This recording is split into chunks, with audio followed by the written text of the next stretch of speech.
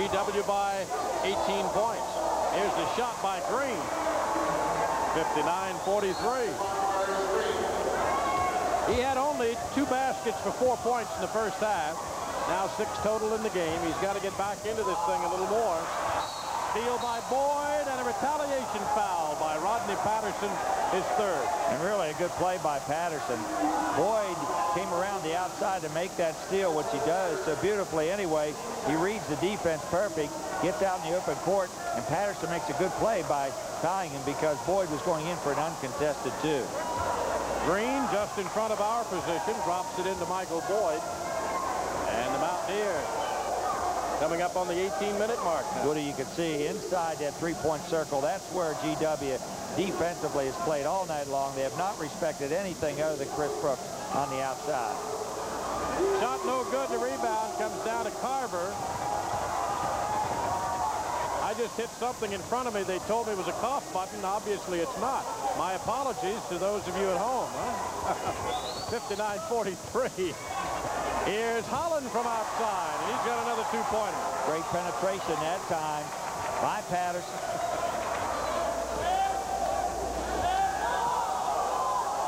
West Virginia with the ball outside. Now inside they go to Brooks. And a wheeling one-hander is up. Brooks with 8 points.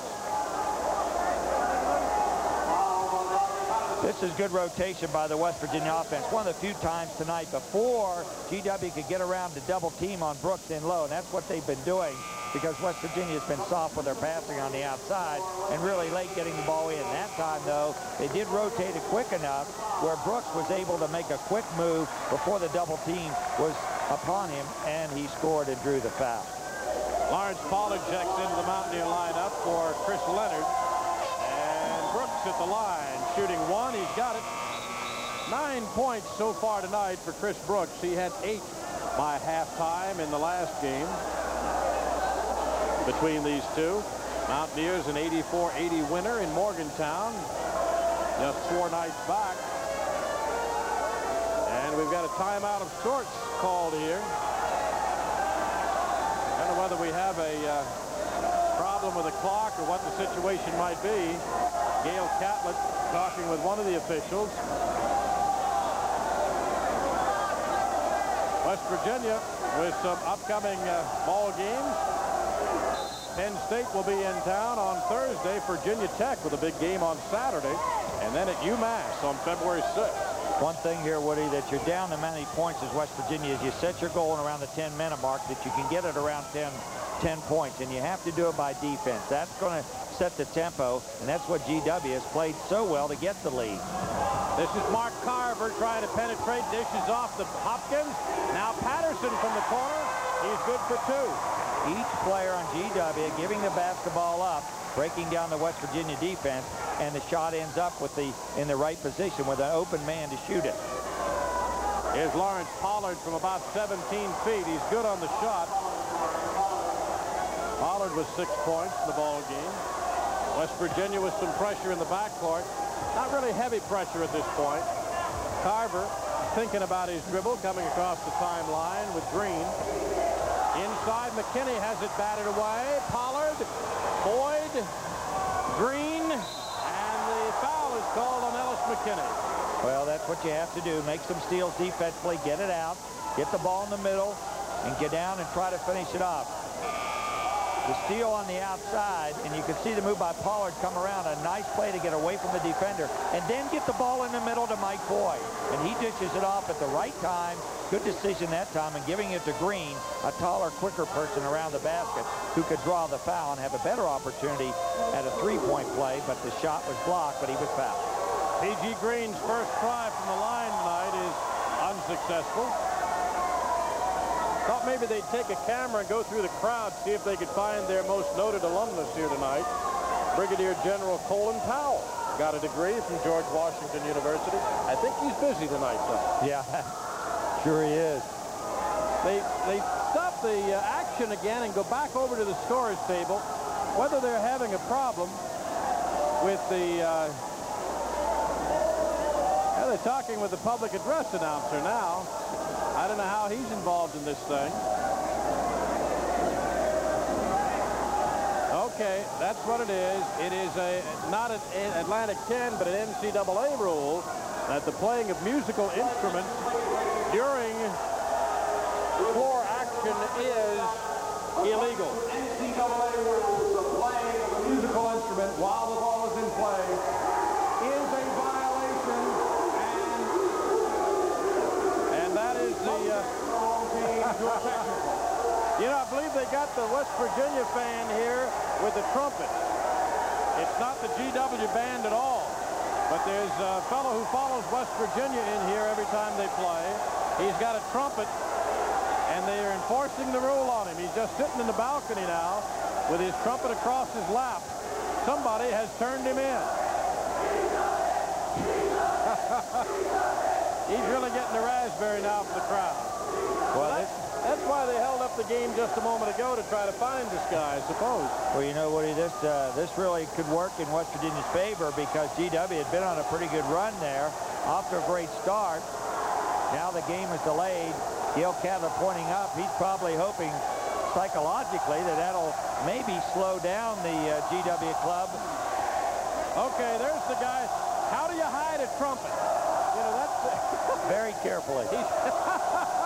He's putting it away on the floor. Catlett and Jarvis, all the coaches are pointing at this guy. He's put the trumpet behind him now. Now they're pointing further up into the crowd. This is sort of ridiculous. Now they're saying it's somebody over in the GW cheering section. I don't know. I'll tell you, it's like being on a snipe hunt. You know, you're out looking for nothing.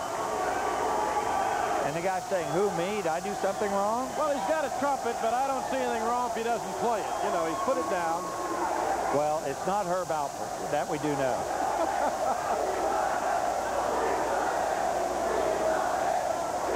Well, if he knew that he's costing us an extra satellite hour here, he's put the trumpet under the bleachers. My goodness, he's drawing quite a crowd up there. The George Washington Colonials, other than tonight, are very busy people, too. On the 31st, they'll be at St. Bonnie. They're tough there. Penn State comes in here February 3rd. Then the Temple Owls must be taken on at McGonigal Hall on the 7th. And the hot Rhode Island Rams come in on February the 9th. I don't know that I agree with ejecting the man from the ball game, but they're asking him to leave. And he's leaving with his trumpet. He'll get a big cheer now. He's waving goodbye. I'll tell you, a lot of the fans in the GW section are recognizing him as their #1 as he trots off into the darkness of Washington, D.C. Well, we've seen him before.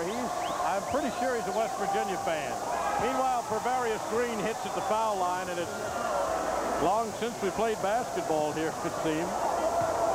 63-49 the score. GW with a 14-point lead. 16:15 remaining.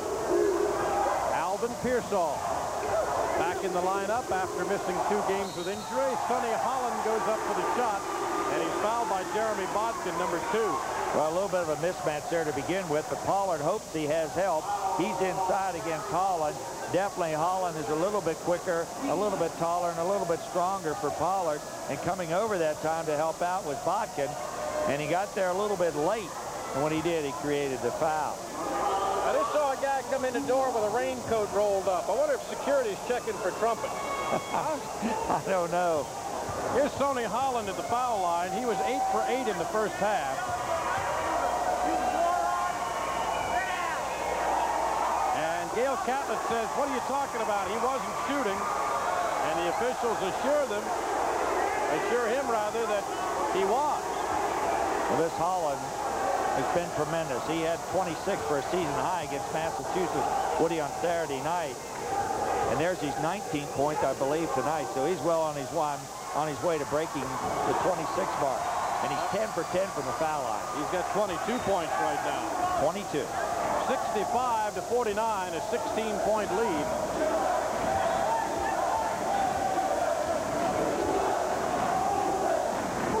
Here's a shot from Pollard on the far side. Comes right back at him, but Sonny Holland steps between.